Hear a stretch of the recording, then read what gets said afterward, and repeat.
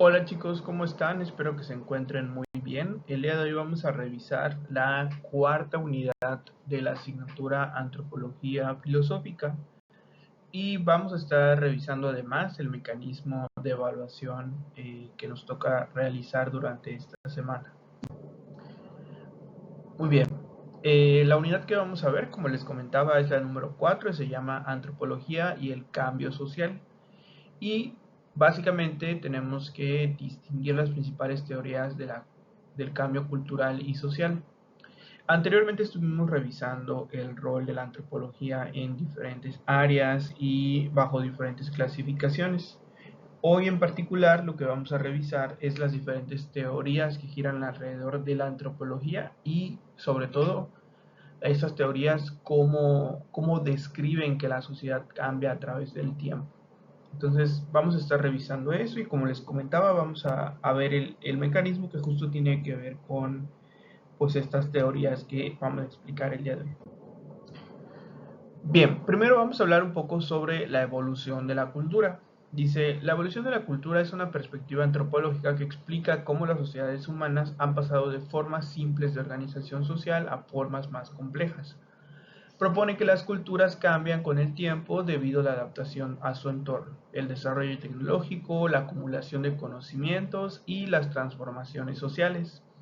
Se basa en la idea de que toda cultura está en constante transformación y que estos cambios pueden analizarse históricamente para comprender la diversidad cultural actual. Bien, aquí nos explican de forma general esta cuestión de la evolución cultural. Nos dicen que pues todas las sociedades cambian con el tiempo y básicamente se debe a distintos factores como la adaptación a su entorno, como lo veíamos en la clase anterior cuando hablábamos de, por ejemplo, las culturas eh, pues prehistóricas básicamente, con estos hábitos de recolección, con estas formas de grabar su historia a través de las paredes que luego se convirtieron en arte y demás. El desarrollo tecnológico lo veíamos también con la realización de las puntas de lanza, con las flechas, etcétera, acumulación del conocimiento y las transformaciones sociales. Entonces, ¿qué vamos a estar revisando? Vamos a ver cuáles son las diferentes teorías que existen sobre los cambios culturales. Como saben, hay muchas y muy variadas maneras de entender un mismo fenómeno. Por ejemplo, no sé, si quisiéramos hablar acerca de el origen del ser humano, podríamos explicar sobre, por ejemplo, la teoría de la evolución de Charles Darwin. Podríamos hablar sobre ya un poco más en general hablando de la vida en el planeta, sobre la panspermia. Podríamos hablar sobre a lo mejor, no sé, la sopa primordial, que creo que así se llama, y diferentes teorías en realidad, ¿no?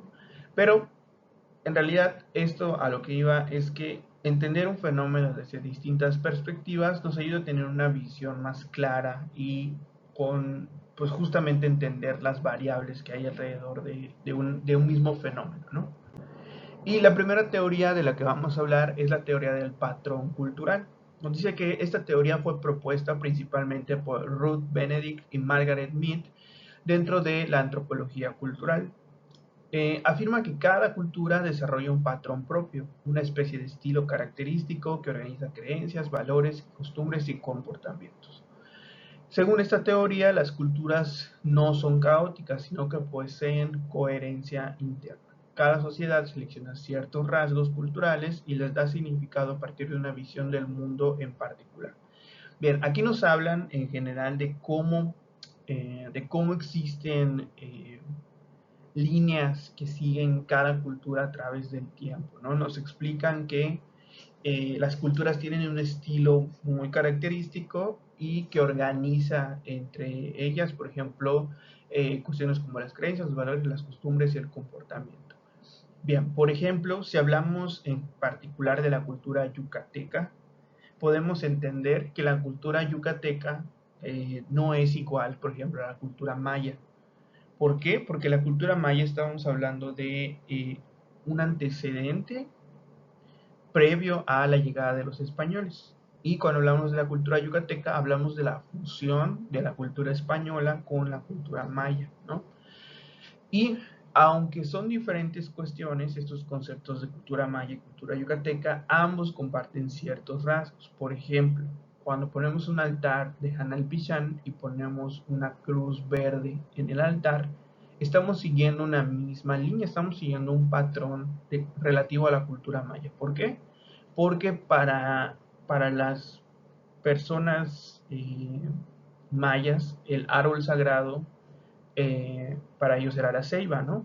Era este árbol que conectaba tanto el inframundo como la tierra, pues el mundo normal, por así decirlo, y el cielo o el firmamento.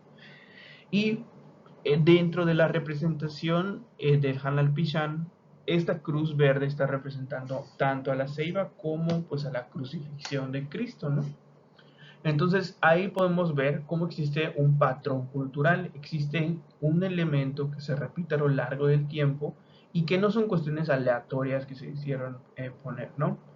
Por ejemplo, eh, eso tampoco es un secreto, ¿no? Pero los españoles lo que hicieron cuando llegaron pues a esta parte de México fue reemplazar a los dioses mayas con pues los santos católicos, ¿no?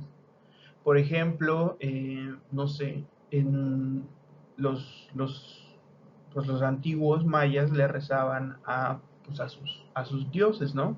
Por ejemplo, a Chac, hablando de la lluvia.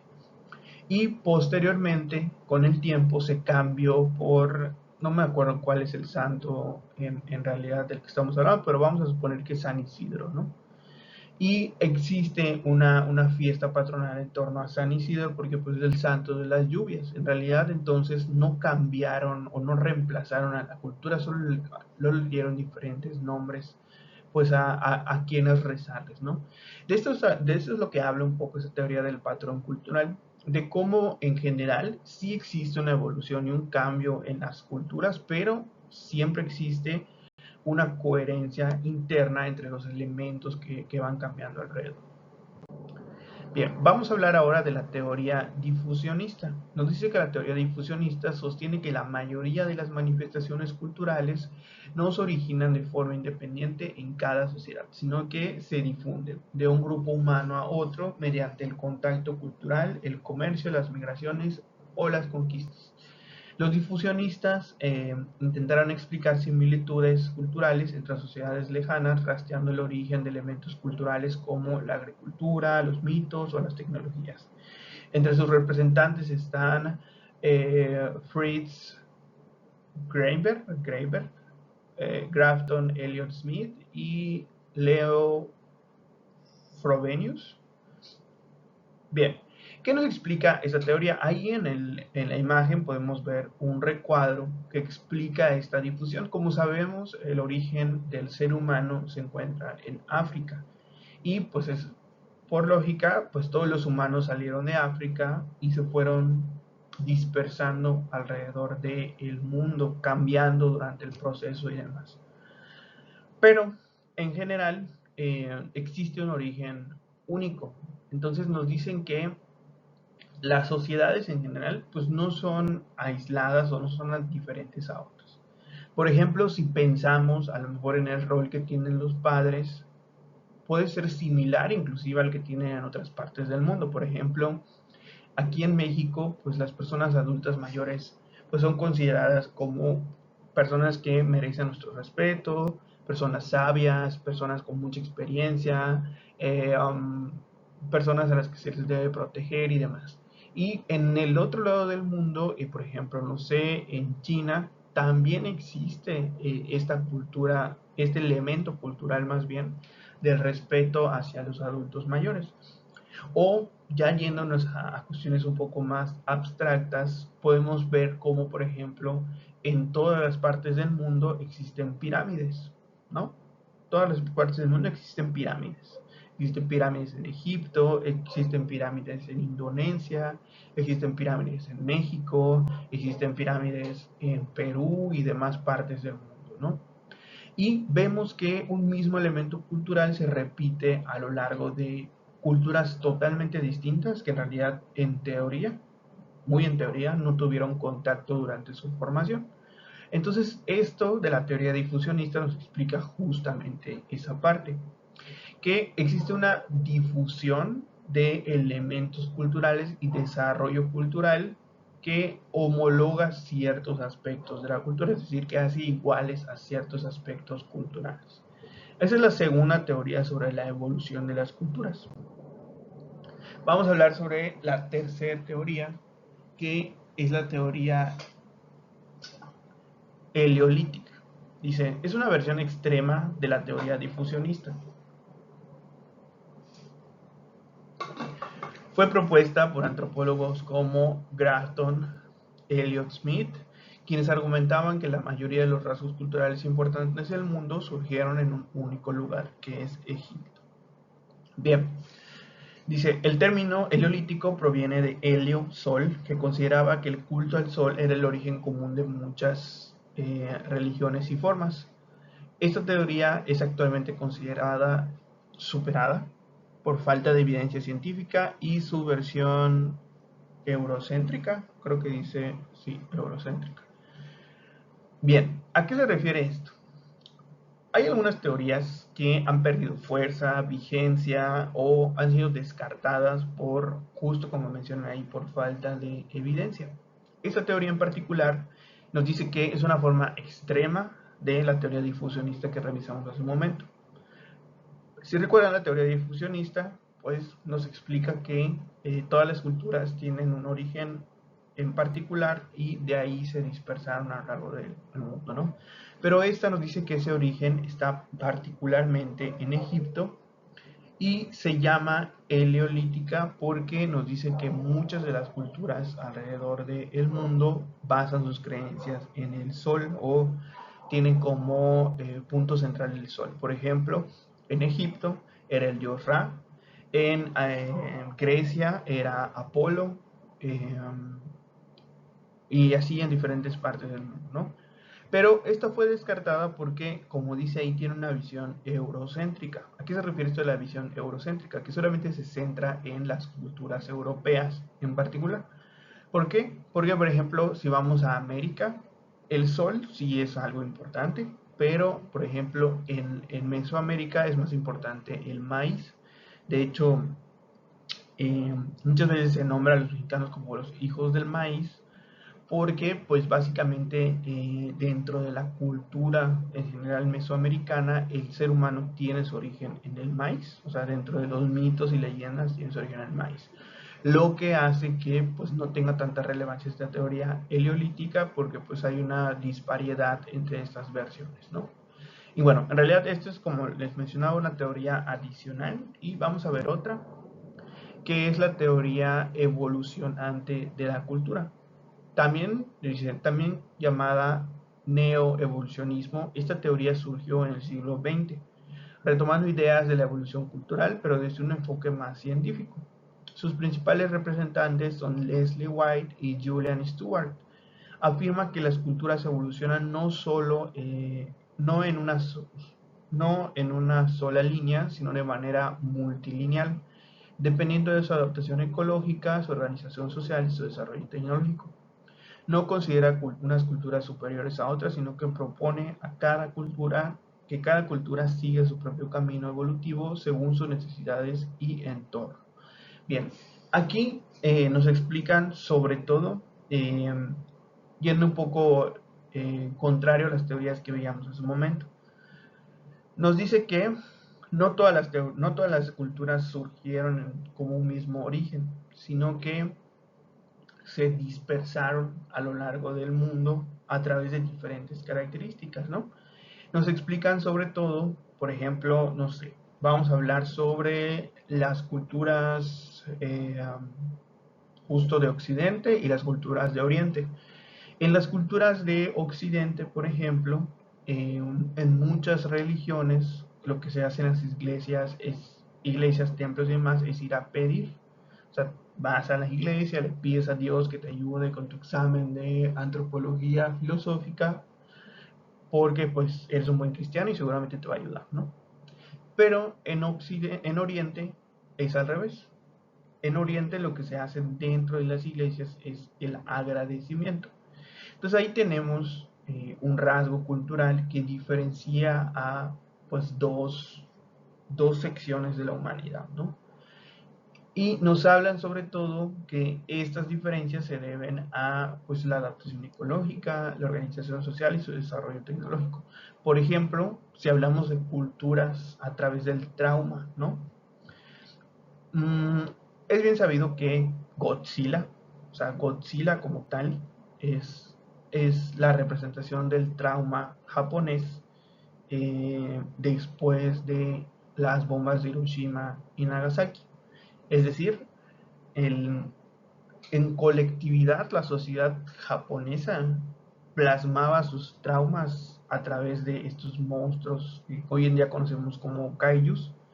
¿Por qué? Porque Godzilla en sus orígenes, antes de convertirse en superhéroe como ahora lo conocemos, Godzilla tenía este origen de ser una fuerza destructora imparable contra la que no tenían oportunidad los seres humanos, ¿no?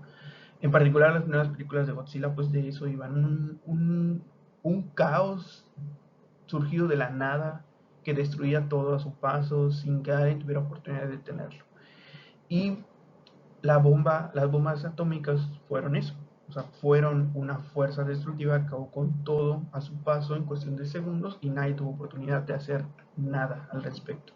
No se le podía disparar a la bomba atómica, no se le podía hacer algo en particular, porque no, pues no tenía sentido.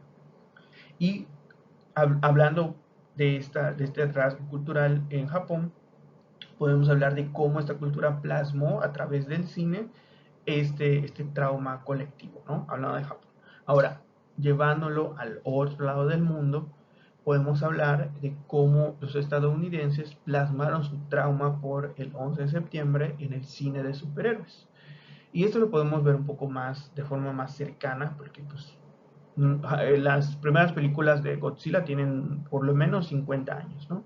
Pero las películas de superhéroes no tienen mucho tiempo que surgieron como tal en su auge, no tendrán 20 años como máximo.